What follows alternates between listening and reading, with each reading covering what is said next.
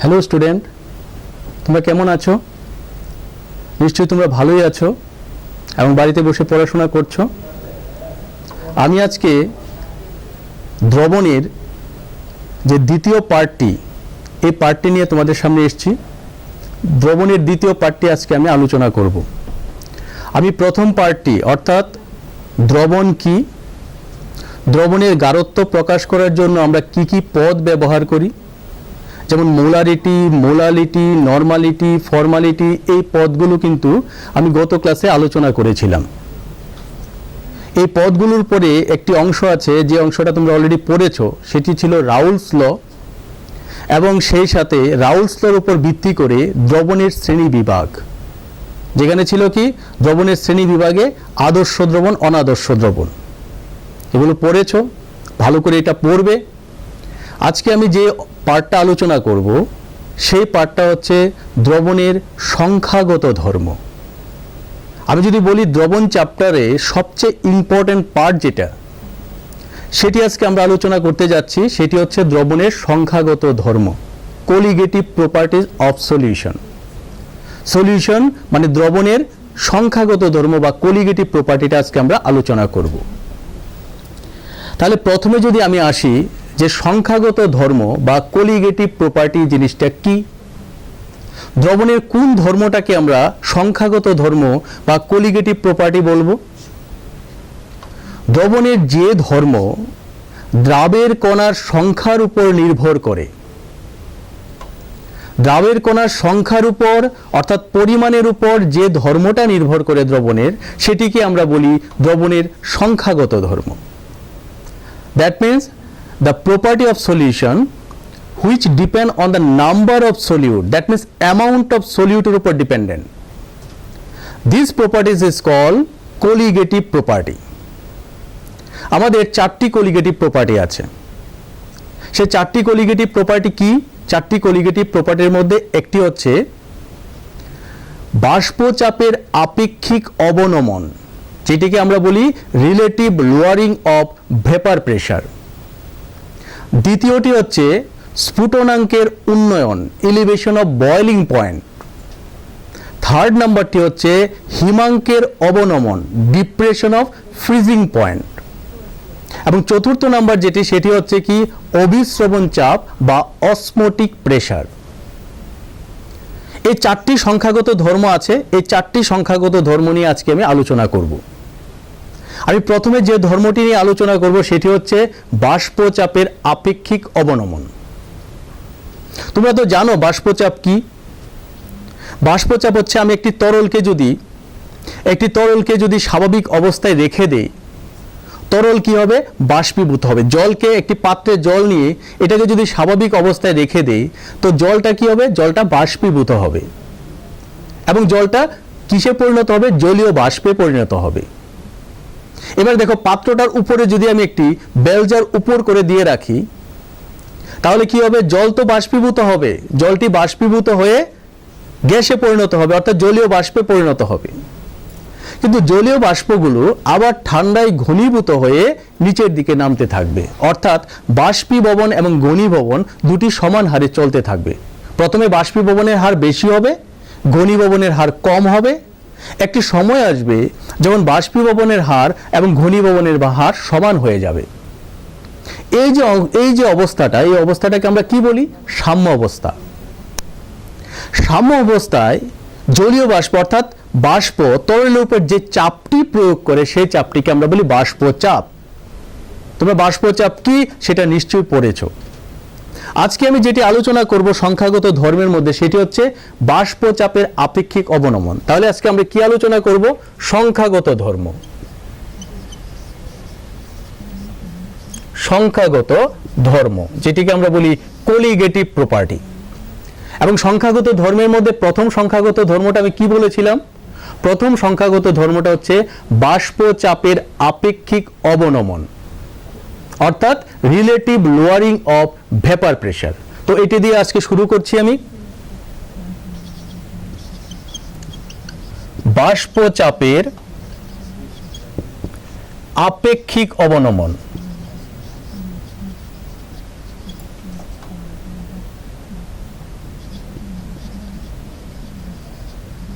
সমান।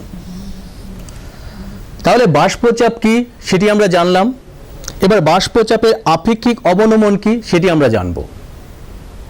দেখো, আমরা কোনো বিশুদ্ধ তরলের মধ্যে অর্থাৎ বিশুদ্ধ দ্রাবকে যখনই আমরা কোনো অনুদ্বায়ী দ্রাব দ্রবীভূত করি তাহলে দ্রবণের বাষ্পচাপ হ্রাস পায়।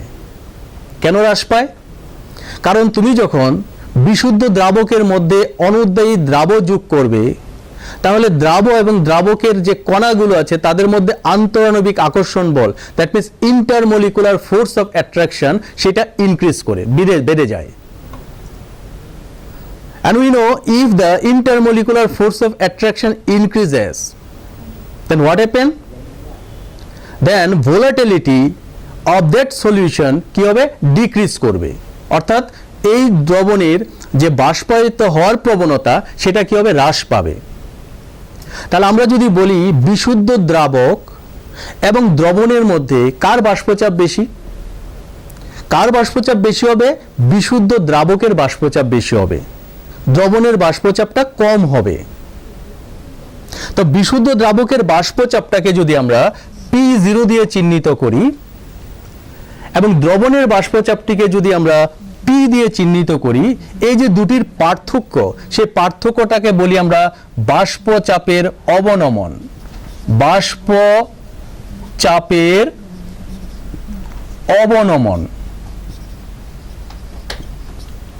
লোয়ারিং অফ ভেপার প্রেশার, এটিকে আমরা বলি লোয়ারিং অফ ভেপার প্রেশার, মানে বাষ্পচাপের অবনমন।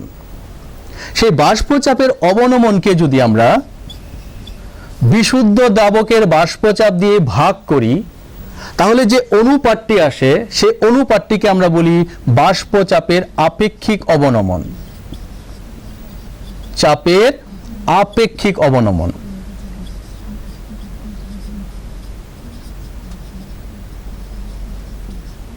দেখো, তাহলে আমরা কি পেলাম? যে একটি বিশুদ্ধ দ্রাবকে যখন আমরা কোনো অনুদ্বায়ী দ্রাব দ্রবীভূত করি, তোমরা আমাকে একটি অনুদ্বায়ী দ্রাবর উদাহরণ দাও তো, বলো তো একটি অনুদ্বায়ী দ্রাব কি হবে?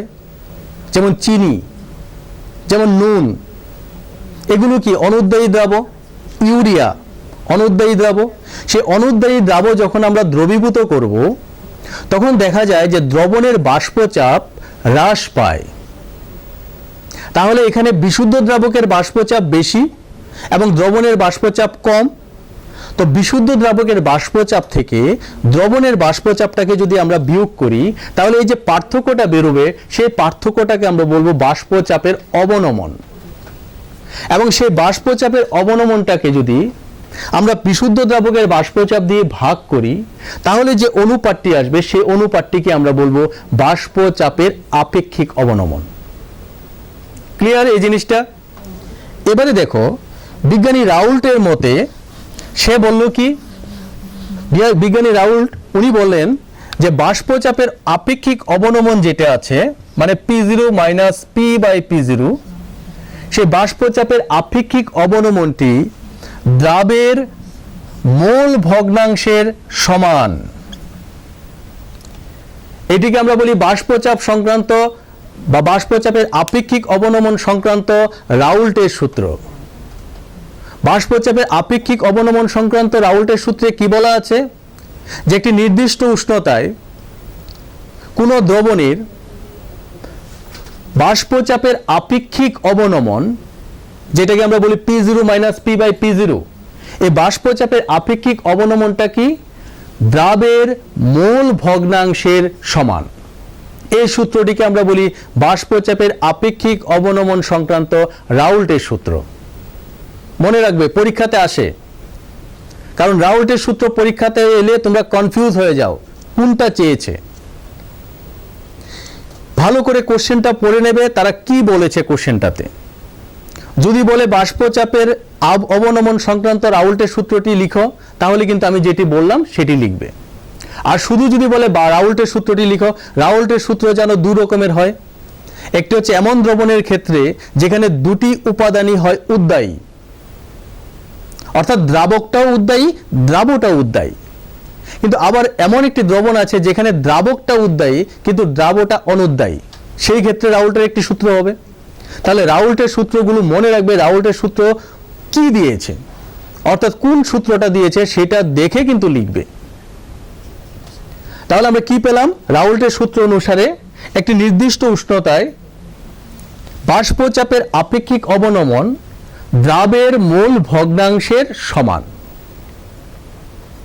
এবারে দেখো, এই যে বাষ্পচাপের আপেক্ষিক অবনমন, সেটি থেকে আমরা কোনো অনুদ্বায়ী অজ্ঞাত দ্রাবের আণবিক ভর বের করতে পারি, আণবিক গুরুত্ব নির্ণয় করতে পারি। তাহলে বাষ্পচাপের আপেক্ষিক অবনমন থেকে কি করে আণবিক গুরুত্ব আমরা নির্ণয় করব সেটি এখন দেখো।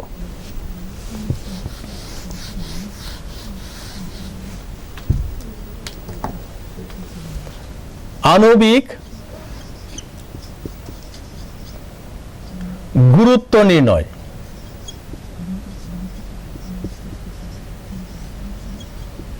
আণবিক গুরুত্ব নির্ণয়। এবং আণবিক গুরুত্ব আমরা কিভাবে নির্ণয় করব? আণবিক গুরুত্ব আমরা নির্ণয় করব বাষ্পচাপের আপেক্ষিক অবনমন থেকে। তাহলে তোমরা আমাকে বলো, আমি একটু আগে যেই এক্সপ্রেশনটা লিখেছিলাম সেটা কি ছিল? P0 minus P by P0. This is called relative lowering of vapor pressure. And according to Raoult's law, this relative lowering of vapor pressure is equal to the mole fraction of solute, দ্রাবের মোল ভগ্নাংশের সমান। এবার আমাকে বলো তো মোল ভগ্নাংশ কি? মোল ভগ্নাংশ গত ক্লাসে আমি আলোচনা করেছিলাম। দ্রবণের মোল ভগ্নাংশ বলতে আমরা কি বুঝি? দ্রবণের মোল ভগ্নাংশ হচ্ছে দ্রবণের মধ্যে একটি উপাদানের মোল সংখ্যা ডিভাইডেড বাই দ্রবণের মোট মোল সংখ্যা। দ্রবণের একটি উপাদানের মোল সংখ্যা ডিভাইডেড বাই দ্রবণের মোট মোল সংখ্যা।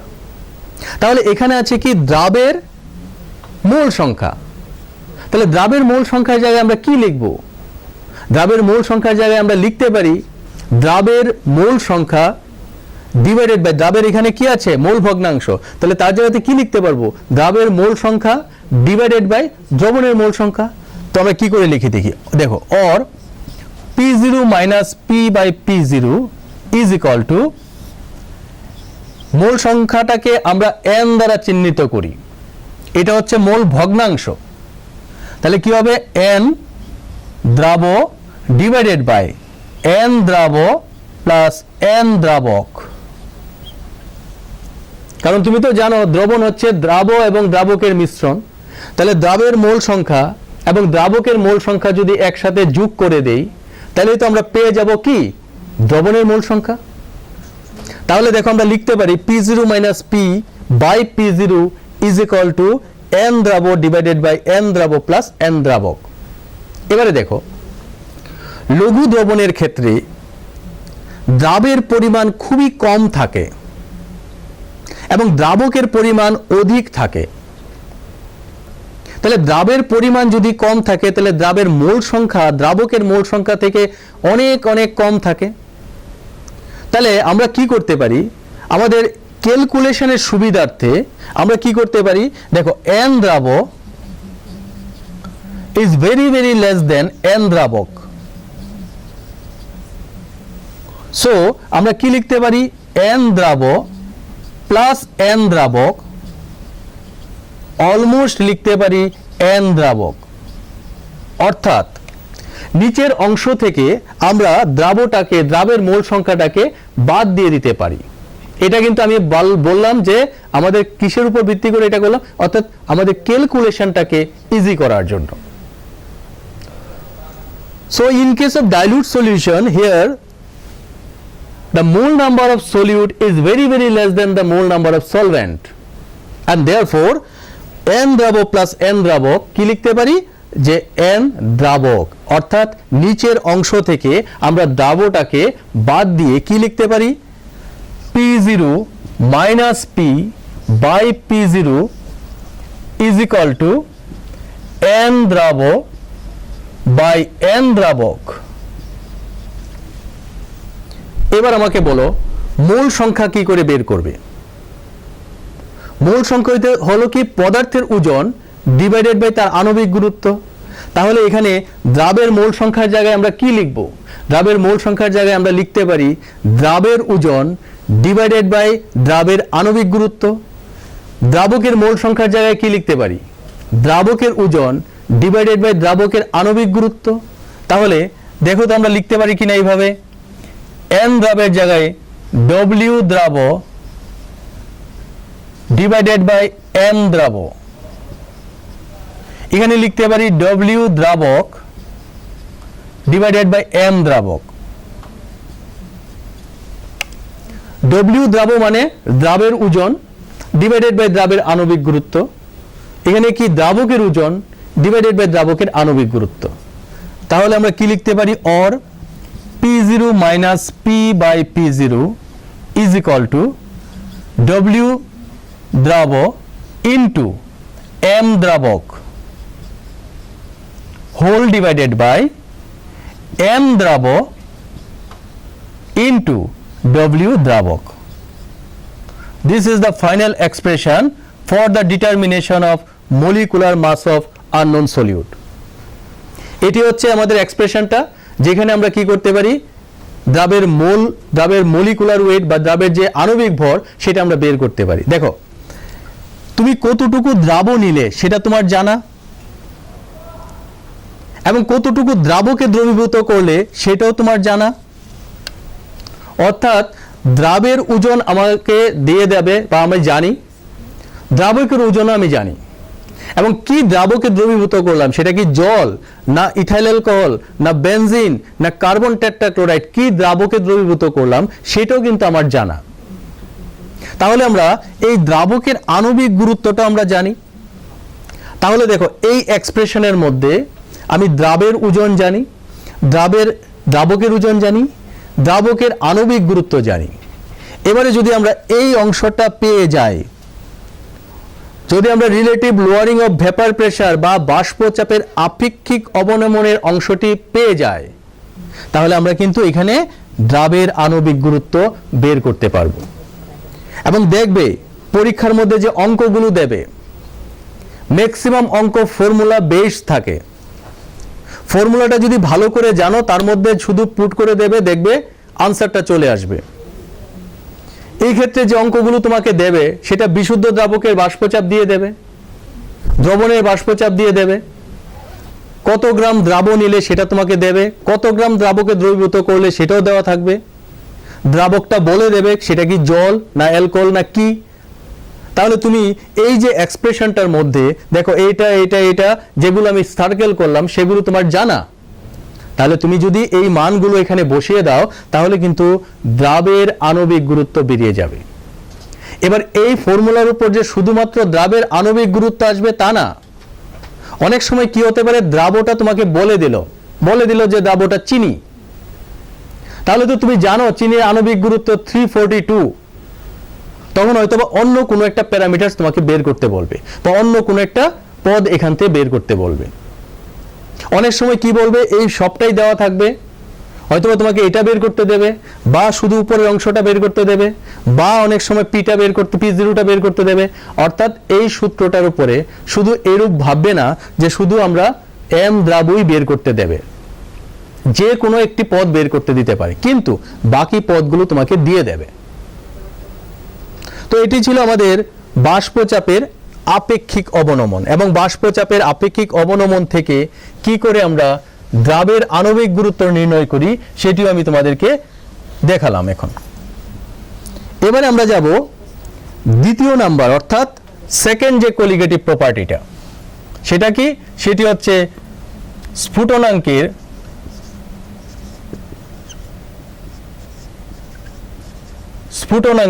উন্নয়ন। স্ফুটনাঙ্কের উন্নয়ন, যেটিকে আমরা বলি এলিভেশন অফ বয়লিং পয়েন্ট। তোমরা আমাকে বলো তো, বয়লিং পয়েন্ট বা স্ফুটনাঙ্ক কাকে বলে? তোমরা জানো, অনেকেই জানো যে স্ফুটনাঙ্ক কাকে বলে। আমি যদি বলি বলো জলের স্ফুটনাঙ্ক কত, সাথে সাথে বলে দেবে জলের স্ফুটনাঙ্ক 100 ডিগ্রি সেন্টিগ্রেড, কারণ এগুলো আমরা ছোট ক্লাস থেকে পড়ে আসি। তো তোমরা কিন্তু অলরেডি জানো যে স্ফুটনাঙ্ক কাকে বলে, কিন্তু এবারে আমরা শিখব স্ফুটনাঙ্কের উন্নয়ন। What is elevation of boiling point? Boiling point টার্মটা আমরা জানি সবাই। What is elevation of boiling point? স্ফুটনাঙ্কের উন্নয়ন মানে কি? স্ফুটনাঙ্কের উন্নয়নটা বোঝার আগে তোমরা একটা জিনিস মনে রাখবে, স্ফুটনাঙ্ক এবং বাষ্পচাপ, স্ফুটনাঙ্ক এবং বাষ্পচাপ পরস্পরের সাথে ব্যস্তানুপাতিক হারে পরিবর্তিত হয়।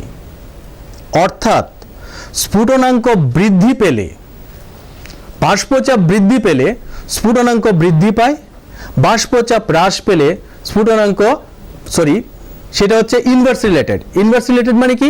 একটা বাড়লে আরেকটা কমবে, একটা যদি বাড়ে তাহলে আরেকটা কমবে। অর্থাৎ এখানে কি হবে? এখানে হচ্ছে যদি আমরা দেখি বাষ্পচাপ বৃদ্ধি পেল তাহলে স্ফুটনাঙ্ক হ্রাস পাবে, বাষ্পচাপ হ্রাস পেলে স্ফুটনাঙ্ক বৃদ্ধি পাবে। তাহলে বাষ্পচাপ এবং স্ফুটনাঙ্ক একটি আরেকটির সাথে ব্যস্তানুপাতিক হারে পরিবর্তিত হয়। এবার তোমরা আমাকে বলো, আমি যদি বিশুদ্ধ দ্রাবক নেই আর একটা দ্রবণ নিলাম, মনে করো বিশুদ্ধ জল এবং চিনির দ্রবণ নিলাম, অর্থাৎ জলের মধ্যে চিনিটাকে দ্রবীভূত করে চিনির দ্রবণ নিলাম, তোমরা আমাকে বলো এই দুটি দ্রবণের মধ্যে কার বাষ্পচাপ বেশি হবে? একটু আগে আমরা আলোচনা করেছি। তুমি বিশুদ্ধ দ্রাবক হিসেবে জল নিলে আর দ্রবণ হিসেবে জলের মধ্যে দ্রবীভূত করা চিনির দ্রবণ নিলে, এবার তুমি আমাকে বলো যে এই দুটি দ্রবণের মধ্যে কার বাষ্পচাপ বেশি হবে? নিশ্চয়ই জানো কার বাষ্পচাপ বেশি হবে? বিশুদ্ধ দ্রাবকের বাষ্পচাপ বেশি হবে। আর দ্রবণের বাষ্পচাপটা কি হবে? দ্রবণের বাষ্পচাপটা কম হবে। তাহলে যদি দ্রবণের বাষ্পচাপ কম হয় তাহলে তার বয়লিং পয়েন্ট কি হবে? তার স্ফুটনাঙ্ক কি হবে? তার স্ফুটনাঙ্ক বেশি হবে। তাহলে বিশুদ্ধ দ্রাবক এবং দ্রবণের মধ্যে আমি যদি বিশুদ্ধ দ্রাবকের স্ফুটনাঙ্কটাকে T0B দিয়ে চিহ্নিত করি এবং দ্রবণের স্ফুটনাঙ্কটাকে যদি আমরা TB দিয়ে চিহ্নিত করি, TB হচ্ছে দ্রবণের স্ফুটনাঙ্ক আর T0Bটা হচ্ছে কি? বিশুদ্ধ দ্রাবকের স্ফুটনাঙ্ক। বলো কোনটা বেশি হবে?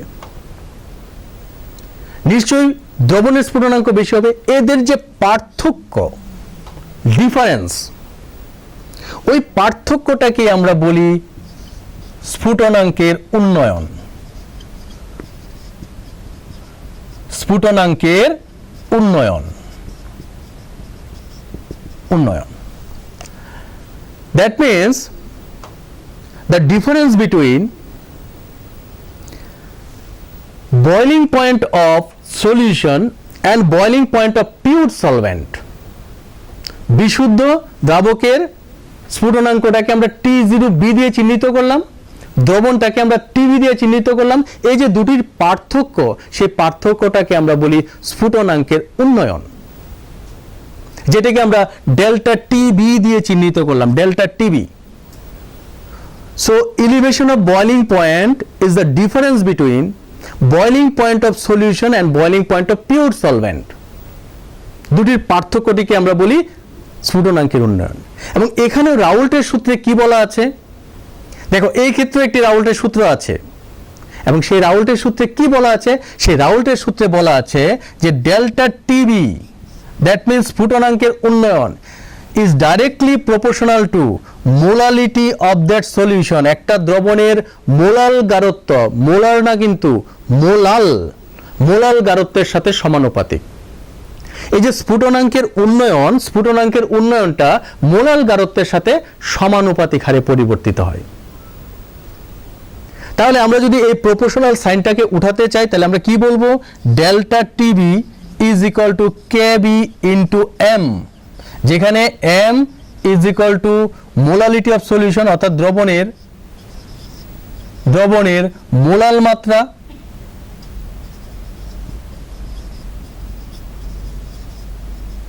মোলাল গারত্ব, আর KB যেটা আছে, KB হচ্ছে একটি ধ্রুবক এবং এই ধ্রুবকটিকে আমরা বলি ইভিওলিওস্কোপিক কনস্ট্যান্ট।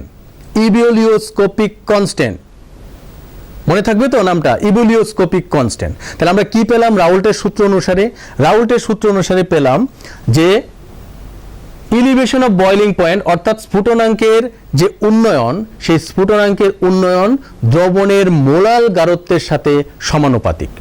এবং এই সূত্রটাকে যদি আমরা ম্যাথমেটিক্যালি এক্সপ্রেস করতে চাই, তার যদি গাণিতিক রূপটি আমরা লিখতে চাই, তাহলে কিভাবে লিখব? Delta TB is proportional to M. এই প্রপোর্শনাল সাইনটা উঠাতে গেলে এখানে একটা প্রপোর্শনালিটি কনস্ট্যান্ট দিতে হয়, সেই কনস্ট্যান্টটাকে আমরা কেবি দিয়ে চিহ্নিত করলাম, এন্ড কেবিটাকে আমরা বলি ইভ্যালুওস্কোপিক কনস্ট্যান্ট। এবারে দেখো স্ফুটনাঙ্কের উন্নয়ন থেকে আমরা কিভাবে দ্রাবের আণবিক গুরুত্ব নির্ণয় করব। আমাদের যে 4টি কোলিগেটিভ প্রপার্টি আছে, সবগুলো কোলিগেটিভ প্রপার্টি থেকেই কিন্তু আমরা দ্রাবের আণবিক গুরুত্ব নির্ণয় করতে পারি। তো আমরা দেখো স্ফুটনাঙ্কের উন্নয়ন থেকে কিভাবে আমরা আণবিক গুরুত্ব নির্ণয় করি।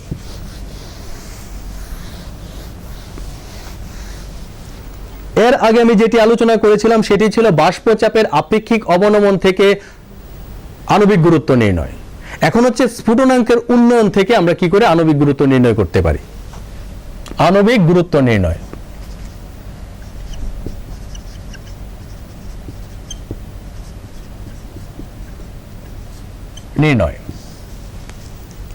দেখো আমরা কি পেলাম? রাউল্টের সূত্র অনুসারে delta TB is equal to KB into M.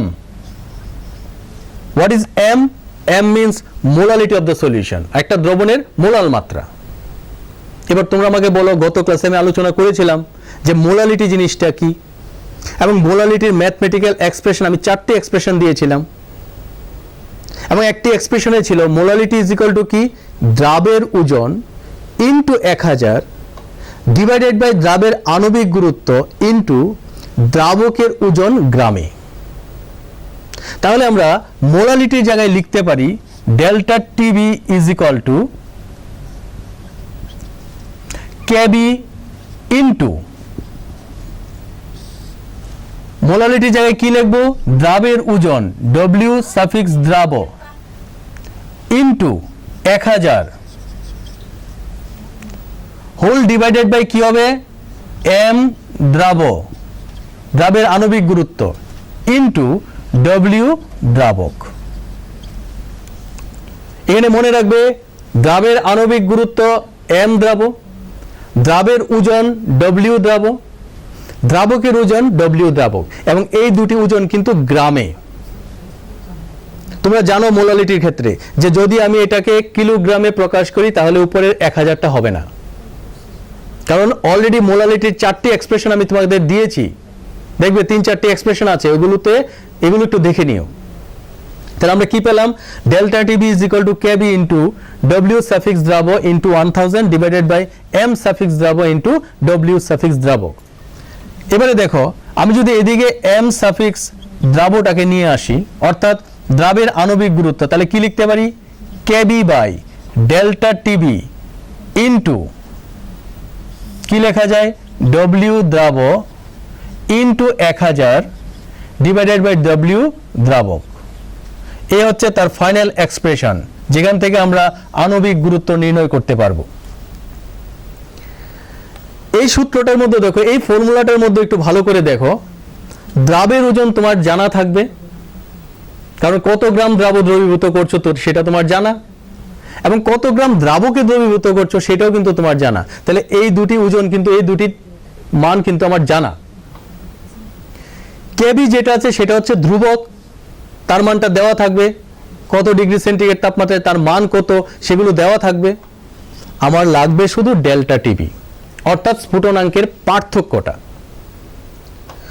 যদি আমরা স্ফুটনাঙ্কের এই পার্থক্যটা পেয়ে যাই, অর্থাৎ স্ফুটনাঙ্কের উন্নয়নটা যদি পেয়ে যায়, তাহলে আমি যদি এই ফর্মুলাতে পুট করে দেই তাহলে কিন্তু দ্রাবের আণবিক গুরুত্ব বেরিয়ে আসবে। এখানে যে অঙ্কগুলো হয় তোমরা খেয়াল রাখবে, এই অঙ্কগুলো আমি প্রথমেই বলেছিলাম ফর্মুলা বেসড, এই জন্য টেনশনের কিছু নেই।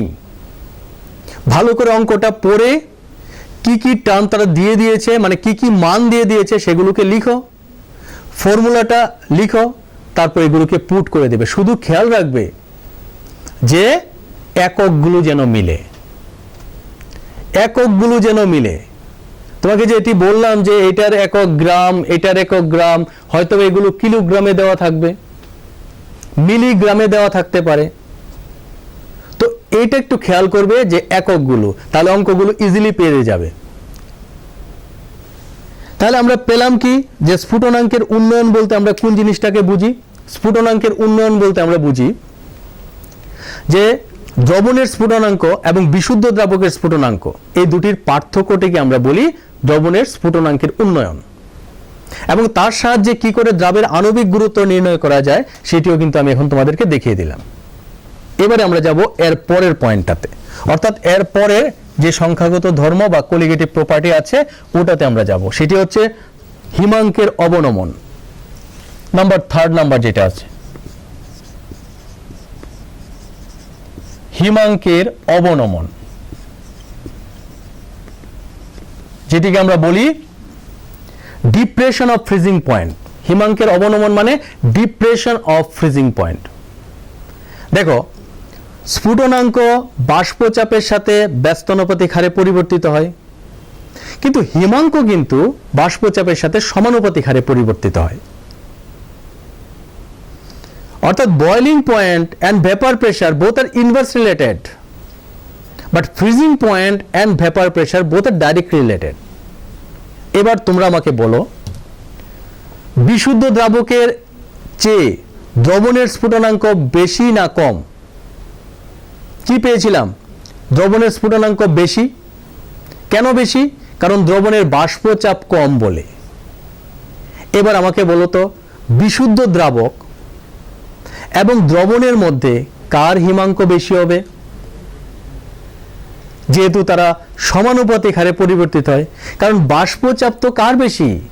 বাষ্পচাপ বেশি কার? বাষ্পচাপ বেশি বিশুদ্ধ দ্রাবকের।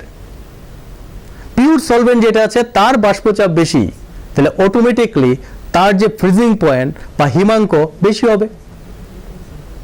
আর দ্রবণের যেহেতু বাষ্পচাপ কম, তাহলে তার হিমাঙ্ক কম হবে। এবারে দেখো, যদি আমরা বিশুদ্ধ দ্রাবকের হিমাঙ্কটাকে T0F দিয়ে চিহ্নিত করি এবং দ্রবণের যেটি আছে সেটিকে TF দিয়ে চিহ্নিত করি, এই যে দুটির পার্থক্য, এই পার্থক্যটাকে আমরা বলি ডেল্টা TF, অর্থাৎ এই পার্থক্যটিকে আমরা বলি হিমাঙ্কের অবনমন। তাহলে হিমাঙ্কের অবনমনের সংজ্ঞাটা আমরা কিভাবে বলবো? হিমাঙ্কের অবনমনের সংজ্ঞাটা আমরা বলবো যে বিশুদ্ধ দ্রাবকের হিমাঙ্ক এবং দ্রবণের হিমাঙ্কের যে পার্থক্য, বিশুদ্ধ দ্রাবকের হিমাঙ্ক এবং দ্রবণের হিমাঙ্কের যে পার্থক্য, সেই পার্থক্যটিকে আমরা বলবো হিমাঙ্কের অবনমন, ডেল্টা TF, হিমাঙ্কের অবনমন।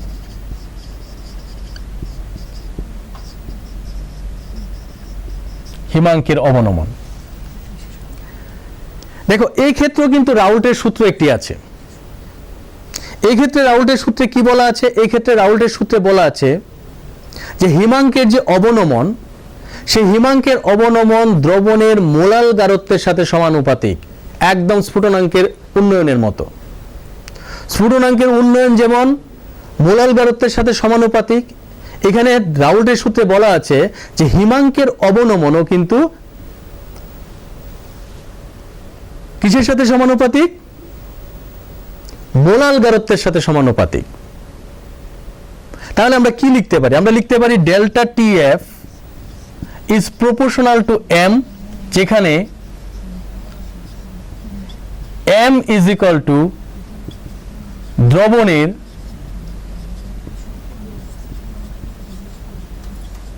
মোলাল গারত্ব বা মাত্রা। তাহলে এই ক্ষেত্রে তো প্রপোর্শনাল সাইনটি উঠাতে গেলে এখানে আমাকে একটা ধ্রুবক দিতে হবে। সেই কনস্ট্যান্টটা কি হবে? Delta TF is equal two KF into M, যেখানে KF টিকে আমরা বলি ক্রায়োস্কোপিক কনস্ট্যান্ট, KB ছিল ইবুলিওস্কোপিক কনস্ট্যান্ট, আর এখানে আমরা KF টাকে বলবো ক্রায়োস্কোপিক কনস্ট্যান্ট। দেখো, তুমি যদি স্ফুটনাঙ্কের উন্নয়নটা জানো তাহলে কিন্তু হিমাঙ্কের অবনমনের ফর্মুলাটাও লিখতে পারবে। শুধু একটাই পার্থক্য, সেটা হচ্ছে আগে ছিল TB মাইনাস T0B আর এখন হচ্ছে T0F মাইনাস TF, অর্থাৎ বিশুদ্ধ দ্রাবক থেকে দ্রবণের পার্থক্য, হিমাঙ্কের পার্থক্য। আগেটা ছিল দ্রবণ থেকে বিশুদ্ধ দ্রাবকের স্ফুটনাঙ্কের পার্থক্য। তাহলে এই ক্ষেত্রে দেখো আমরা কি পেলাম, যে delta T F is equal to K F into M. এবারে আমরা যাব এই যে সূত্রটা, সেখান থেকে আমরা আণবিক ভর কি করে বের করব, আবার সে আণবিক গুরুত্ব। আমি তো প্রথমেই বললাম যে এখানে 4টি সংখ্যাগত ধর্ম পড়ার অর্থটাই হচ্ছে, আমরা কেন পড়বো সেটা হচ্ছে এই সংখ্যাগত ধর্মগুলো ইউজ করে, that means by using this colligative property we can identify, we can determine the molecular weight of unknown solute. একটি অজ্ঞাত দ্রাবের আণবিক গুরুত্ব নির্ণয় করা যায়। তাহলে দেখো আমরা এই হিমাঙ্কের অবনমন থেকে আণবিক গুরুত্ব কিভাবে নির্ণয় করি। আণবিক গুরুত্ব নির্ণয়,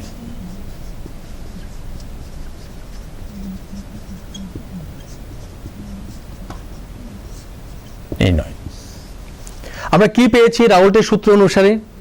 রাউল্টের সূত্র অনুসারে পেয়েছি delta T F is equal to K F into M, যেখানে এমটা কি, এমটা হচ্ছে দ্রবণের মোলাল গারত্ব। এবং তোমরা একটু আগেই পড়েছো যে মোলাল গারত্বের যে এক্সপ্রেশন আমরা এর আগে লিখেছিলাম, সেখানে কি লিখতে পারি আমরা, ডব্লিউ দ্রাব অর্থাৎ দ্রাবের ভর ইন্টু 1000 ডিভাইডেড বাই দ্রাবের আণবিক গুরুত্ব ইন্টু দ্রাবকের ভর, দ্রাবক।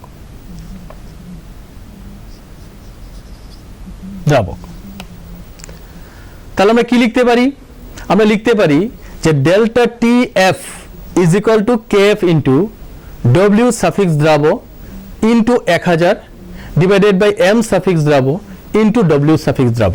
এবার দেখো যদি আমরা ঠিক আগের এক্সপ্রেশনটার মতোই হবে, এম দ্রাব এটাকে যদি আমরা এদিকে নিয়ে আসি, তাহলে আমরা কি লিখতে পারি, K F by delta T F into W দ্রাব ইন্টু 1000 ডিভাইডেড বাই ডব্লিউ দ্রাবক। এই হচ্ছে তার ফাইনাল এক্সপ্রেশন। এই ক্ষেত্রে দ্রাবের ওজন তোমার জানা থাকবে, দ্রাবকের ওজন তোমার জানা থাকবে, কেএফ তো ধ্রুবক, তার মানটা জানা থাকবে, এবং ডেল্টা টিএফটা যদি বেরিয়ে যায়, ডেল্টা টিএফটাকে বেরিয়ে গেলে তুমি কি করবে, এই ডেল্টা টিএফ এর মানটা এখানে বসিয়ে দিলেই কিন্তু এম দ্রাব যেটা আছে সেটা চলে আসবে। এই ক্ষেত্রে তোমাকে মনে রাখতে হবে, এককগুলো মনে রাখতে হবে, কারণ এই যে ওজন দুটো দেওয়া আছে সেগুলো গ্রামে, উপরের ওজনটা গ্রামে, নিচের ওজনটাও গ্রামে, তাইলেই তুমি 1000 লিখতে পারবে। যদি এখানে নিচের ওজনটা অর্থাৎ দ্রাবকের ওজনটা যদি কিলোগ্রামে দেওয়া থাকে, তাহলে কিন্তু তোমাকে এখানে 1000-এর পরিবর্তে 1000টা হবে না। তুমি মোলালিটির এক্সপ্রেশনগুলো দেখে নিও, মোলালিটির যে কোনো এক্সপ্রেশন তুমি এখানে পুট করতে পারো, কারণ আমি গত ক্লাসে 3টি করে এক্সপ্রেশন দিয়েছিলাম, 3টি 4টি করে এক্সপ্রেশন দিয়েছিলাম, যে কোনো একটা এক্সপ্রেশন পুট করতে পারো। তাহলে চেষ্টা করবে এই এক্সপ্রেশনটা পুট করে এখান থেকে বের করতে গেলে, কারণ এর মান জানা থাকবে, এর মান জানা থাকবে, এর মান ধ্রুবক, আর এটার মান যদি আমরা পেয়ে যাই তাহলে কিন্তু আমরা পেয়ে যাব এখানে কিভাবে দুটোর পার্থক্যটা আমাকে বের করা যায়। আরেকটা জিনিস, সেটা সবচেয়ে ইম্পর্টেন্ট জিনিস, সেটা হচ্ছে কি, তাপমাত্রাটা কিসে দেওয়া থাকবে। দেখো তোমাকে যদি আমি বলি যে T B is equal to 25 degree centigrade, আর T0B সেটা মনে করো, তোমাকে আমি বললাম সেটি মনে করো 24 ডিগ্রি সেন্টিগ্রেড, দুটি আলাদা আলাদা তাপমাত্রা দেওয়া আছে। তাহলে এই তাপমাত্রাগুলো আলাদা আলাদা দেওয়া থাকলে এদের পার্থক্য বের করবে। এদের পার্থক্য বের করতে গেলে কিন্তু এই তাপমাত্রাটাকে কেলভিন স্কেলে নিয়ে করবে। কারণ কেন, এখানে যে কেএফ এর যে এক্সপ্রেশনটা বা কেবির যে এক্সপ্রেশনটা দেওয়া, মানে কেবির যে এককটা দেওয়া থাকবে সেটা কিন্তু কেলভিন কেজি পার মোল, কেলভিন কেজি পার মোল। এই জন্য একটু খেয়াল রাখবে। আর যদি পার্থক্যটাই দিয়ে দেয় তাহলে সেটাকে তোমার আর ইউনিট কনভার্সনের প্রয়োজন নেই। অর্থাৎ ডেল্টা টিবির মানটা বা ডেল্টা টিএফ এর মানটা দেওয়া থাকলে সেটা সরাসরি এখানে পুট করতে পারো, কারণ কেলভিন স্কেলে নিয়ে পার্থক্য বের করলেও একই পার্থক্য বেরোবে। একই পার্থক্য বেরোবে। যেমন দেখো এখানে পার্থক্যটা কত, 1 ডিগ্রি।